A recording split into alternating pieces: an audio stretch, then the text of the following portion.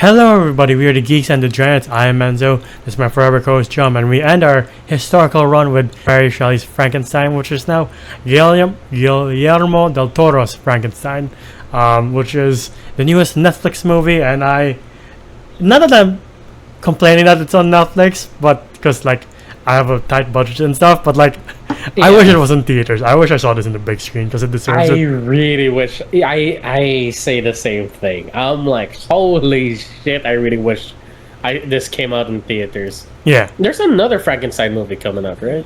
Yeah, The Bride with Christian Bale and Right. Maggie Gyllenhaal from The Dark Knight. But like I don't know how I feel about that. I hope it's good. But the moment they mentioned Del Toro and Frankenstein, I'm like, that's a fucking match made in heaven if there ever was one. Yeah.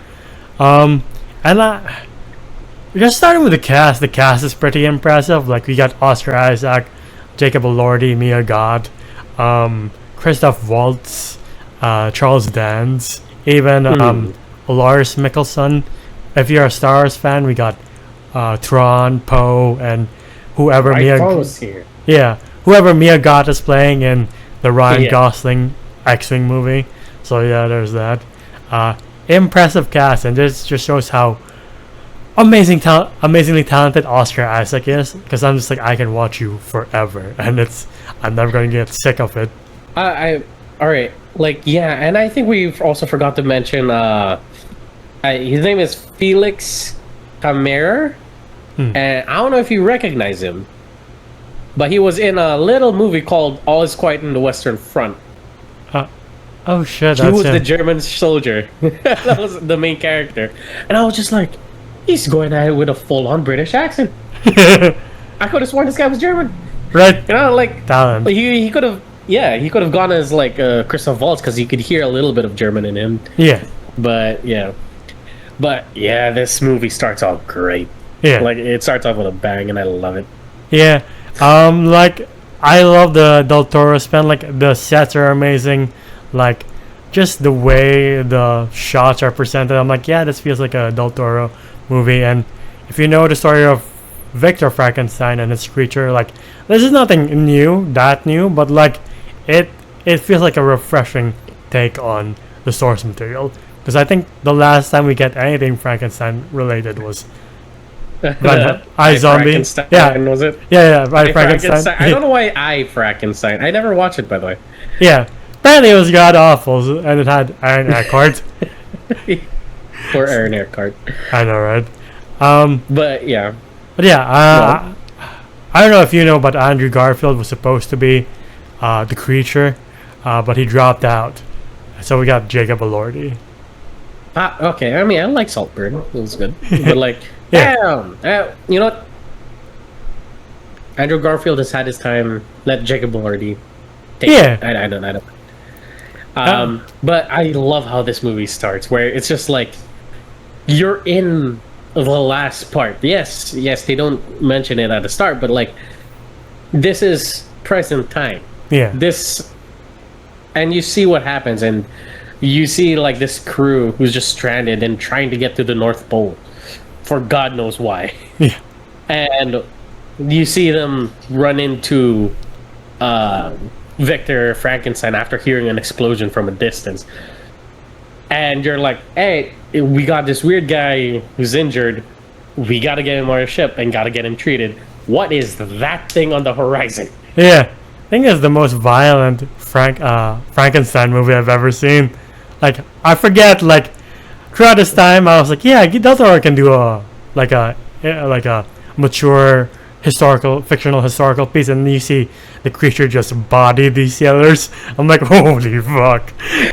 You just see him just like punch a dude, and the dude just like crumples on himself, almost just like dude, this like those scenes where you just see Victor Frankenstein the monster just absolutely wreck house. Like he just punches a dude, he dings on the boat, and you see a blood splatter. I was like, I really miss the Hellboy movies. I really wish he continued with those. Yeah, and exactly. hopefully in the future he would. Even though, yes, I know it doesn't feel like the comics, but come on. Yeah, it's his Hellboy at this point. Yeah. And then from there on, you get two stories: one of Victor Frankenstein and one of the creatures. And I do like that split narration post. You see Victor Frankenstein trying to like defeat humanity's ultimate villain, which is death, the final boss of our beings, and he's like financed by Christoph Waltz, who also has his problems. And you just see this man trying to solve one of humanity's earliest mysteries of like, how do we defeat that? Can we cheat that? And he does it through obviously unethical means, like using bodies to reanimate them. You're like, I don't want to see that ever. That experiment is fucked up. Yeah, and if you wonder how Christoph Waltz can fund this project, he's an arms dealer. Yeah. So, like, he's just like, all right, at like 12, there's gonna be a battle at Gettysburg. It's that kind of situation. They're like, all right, let's head towards that battlefield. Yeah, exactly. Start taking some body parts from who God knows who. Yeah. And this is how they make the monster. I love the entire process. I really do. And the style of it all. A lot of times you could just pause the movie and it's just like, this is oddly pretty.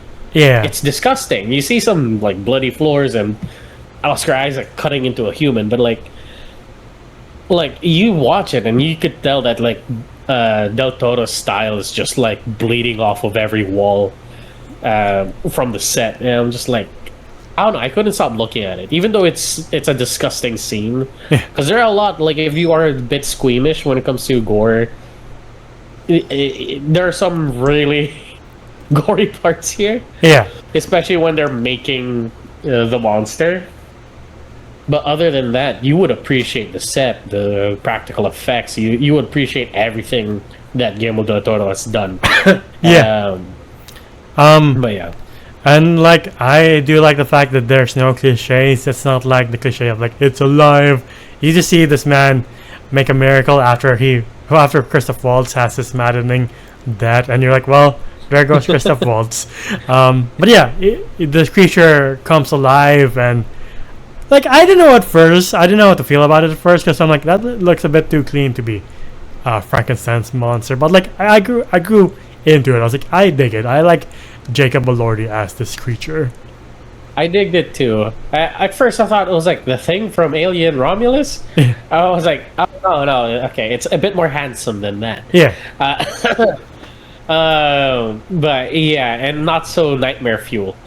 Yeah. Still a little bit, but it's fun. Yeah, Jacob Elordi gives humanity. I love the fact that this whole movie revolves around a monster, but it also is one of the most humanizing movies I've ever seen. Like, you feel for this poor thing, like when Victor is losing his temper and he starts beating on the monster. I'm like, can you not understand? He doesn't understand you. Can you not hit him? Like, just leave him alone. That was the thing. It was like, hey, this thing is still new to life. Everything's very new to it, but yeah, Victor Frankenstein kind of was expecting a bit more intelligence when it came to the monster. Yeah. And by the end of it, he kind of saw that it's like, hey, okay, it can only say one word, and it's starting to get violent. And I think this is a mistake. Yeah. So he rigs the entire castle to blow. Yeah. And yeah, so like, as soon as like he lights the flame, he kind of regrets it a tad bit. Which is nice, because you do see, like, okay, maybe Victor Frankenstein does have a bit of humanity in him. He's not just a mad scientist. Yeah. Tad bit too late, loses a leg. Anyway. Yeah, I also love the creature's chemistry with Elizabeth. Like, she brings out the humanity in him, and that leads to the narration in part 2, where you just think this monster can only speak in, like, one word, and then you hear him say full sentences, and you're like, alright. And that's where most of the poetry comes from this movie, like him just learning about humanity through David Bradley, the blind guy. It's amazing to watch. Like, you can argue it slows the movie down, but it brings more humanity to the creature for me.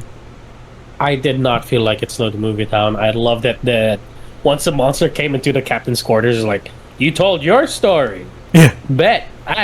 Here's my side. Yeah. And I was like, oh, his side is tragic and horrible. Where yes, for a few good months, he learned what the outside world was. He started learning and just listening through the walls as this blind guy teaches this little kid how to read and speak, and he just started learning everything quite fast. And as we go on, we're just like, oh, he's like, hey, these people have been kind of giving me shelter without consent, but like they've been giving me shelter and I've been learning a lot.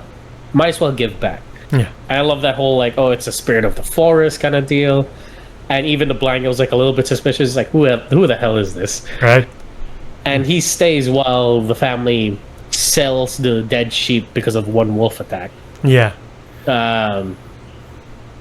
And that's when we start to see the monster become more human, where he becomes friends with a blind guy. He learns a lot. He learns to read. He learns poetry.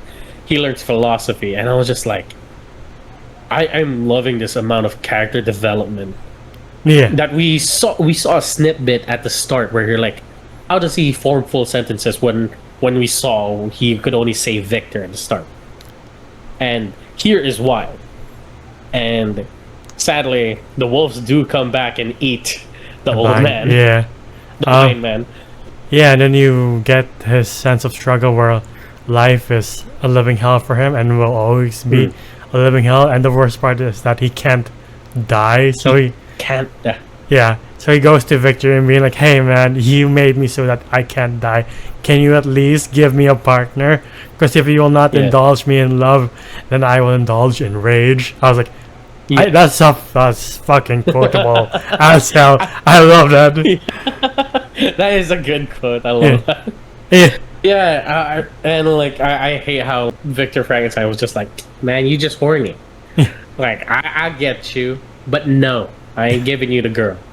And I really like this direction that he took, because it really could have just gone that direction where it was like, yeah, give him the girl. This is probably what some fans want. And nah, he's just like, nah, I'm not giving it to you. Then a girl who actually he does love, Elizabeth, walks in. Victor Frankenstein accidentally shoots her. Yeah. And yeah, there was a bit of a love triangle here. It was like the guy who played the soldier from All Is Quiet on the Western Front, Oscar Isaac, and the monster, all like Maya Goth. Yeah. All three of them like that girl. And I think she sticks with the monster. Yeah. It's kind of the same situation. It was like, oh, would you go into the woods with a bear or a guy? Kind of situation. Yeah. It's just that the bear has more humanity at this point, and you're like, yeah, Mia God made the right decision. Unfortunately, she dies, and we get the last fight between Victor and the creature, and you see how the beginning happened. I love this entire thing. Yeah. I don't know if they have only encountered each other twice after the explosion, but I love the entire concept where he's just like, if you can't give me death, I am going to hunt you down. To hunt you down and make you bleed. Yeah. And I'm just like, so what you're telling me is that this guy would just appear when Victor Frankenstein's like fully okay, beats the ever living shit out of him and leave, and he'll come back. And you just see like Victor Frankenstein like going to the Arctic trying to run away, but also like preparing himself for like a big fight. And I was just like, I don't know. Yeah, as funny as it sounds, it's kind of cool that that's the story. I wish they kind of focused more on that concept, but I guess the movie would have gone on for a very long time. Yeah. But I love that, where yes, he runs, Frankenstein hunts him down. That's his curse now. Yeah. If you can't give him death or what he wants, he'll just hunt you down. And yeah, they have that last fight where poor dude just had everything broken. He's just like, ah. Yeah. And he was like, I was like, oh, you think that's gonna kill me? And pulls out dynamite. And he's like, light it. Let's see. If it doesn't, I'm still coming after. I'm like, oh my god. This man's a fucking pit bull and like monster form. We're like, yeah, that's the tenacity of a pit bull right there. And he's like, hey, if this dynamite works, good on you. If it doesn't, you better start running, bitch. And you're like, oh, okay. Pray that it does work. Yeah, and then that's the explosion that the captain heard, and thus we are where we started from. And I love that entire, oh, it's a full circle now. Yeah. And I love that scene where he, like, Victor Frankenstein's like preparing his rifle and he just looks into the horizon. He just sees a shape of a man. It was like, ah, fuck. Yeah. And he just readies for a fight. But this was a very nice ending. Yeah. I really love how they handled this ending, where they both shared each other's sides, like how therapy does it, or like couples counseling. Yeah, I was about to say. Yeah. And they had like this little therapy session with Thrawn, and they're like, all right, I see your side, you saw mine, I'm so sorry. I love that scene where he's just like, he apologizes for being an absolute piece of shit father, Yeah. and even calls him son. Yeah. And that's the only time when he does acknowledge that, like, this is my creation, my responsibility, and where the monster, he doesn't have a name this entire movie. And no, his name is not Frankenstein. He pretty much forgives him and just lets him rest. And I'm just like, I want to cry. I really do want to cry. I'm like, this is a very touching moment, even though, like, we're at the end of the movie and not a lot of scenes were just them reconciling their feelings and making up. Nah. Yeah. That was it. Like, that was the only moment where they were kind to each other Yeah. and saw each other as equals. And I'm just like, damn. Yeah. And yeah, he helps the captain kind of break free from the ice, because I love that conversation Victor had with the captain where he's like, you're like me, chasing this foolish dream and becoming a madman in the process, Yeah. risking everybody else's life. And yeah, that's what the captain was doing. He saw what he was doing and he was just like, yeah, if I continue, I'm just gonna end up like the dead guy on my boat. Yeah. And he just turns around, and that's the ending. And I'm like, I love that. Yeah. I really do. Great last shot too, with the sun being alive and the creature fully embracing that he's gonna live forever. I was like, Yeah. damn, that's poetic. Like again, Yeah. this movie centers He about. will return in Avengers Doomsday. Of course. Why the fuck not? Along with Moon Knight, hopefully. But in all seriousness, like this again, this movie revolves around monsters and creating monsters to feed your desire to cheat that, and it's the most human movie filled with humanity that I've ever seen in my life, and I love it for it. All that being said, what would you rate Frankenstein 2025? I'll rate Frankenstein 2025 a 9 out of 10. Yeah. The reason why I'm giving it a 9 is because I wish it was a bit longer. Yeah. It's a quite a long movie. It's like 2 hours and 20 minutes. Yeah. But I really wish there was more. I really wish there was more scenes. I wish there was more exposition, more scenes between Victor Frankenstein and the monster just duking it out. But other than that, the actors were great. Yeah. The story was amazing. I didn't think that there was any slow-paced scenes here, even though people say it's like, oh yeah, that one part in the farm, it was not a slow-paced scene. I love the character development within that scene. And when it's done by Guillermo del Toro, I feel like he hasn't had like a miss yet in my book. I don't know if, like, Shape of Water I liked as well. I don't think we've done a review on that yet. But I don't know. This entire movie was just beautiful. When it came to like visuals and even the message within it, Yeah. it's just beautiful. I would love to see more. I don't know if he's gonna make a Frankenstein 2, but like, if he does, I'm gonna watch it. But I feel like it's appropriate not to have it. But if he's gonna touch more on like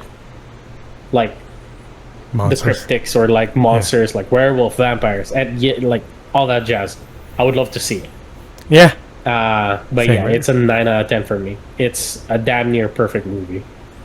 I'll give this a 9 out of 10 as well. The only complaint I have is that I like you. I wish this was a bit longer, and I wish it was in theaters. Even though I would have to wait till probably it comes out on streaming because again tight budget Yeah. and stuff. But Yeah. it deserves a big screen. Like watching it on Netflix Sunday in the middle of a goddamn typhoon, I was like, this movie deserves better. I'm gonna watch it before my power turns off. Thankfully, it never did. Yeah. Yeah, great characters, great acting, great set design, like just great everything. Like the visuals are amazing, the cinematography. I'm like, that can be my new wallpaper. That deserves to be someone's wallpaper.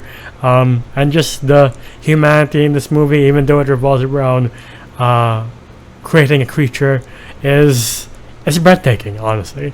And I feel like there's no other director like Del Toro, and he's like one of the best of our generation, definitely. And I can't wait to see what he does next. I will say though, this is a missed opportunity for it to be like a Halloween kind of movie. Right. It would have been great around Halloween. So next year, if you want a list of like a movie to watch on Halloween, Is it? watch Frankenstein. Yeah. This version, at least. If you want to watch the old version, why not? Or the 90s one with the De Niro as Frankenstein, if you want to laugh. Because why not? Yeah. That's the thing. Right. Right. Yeah. I need to watch that one. Complete with New York accent and all. And you're like, nah.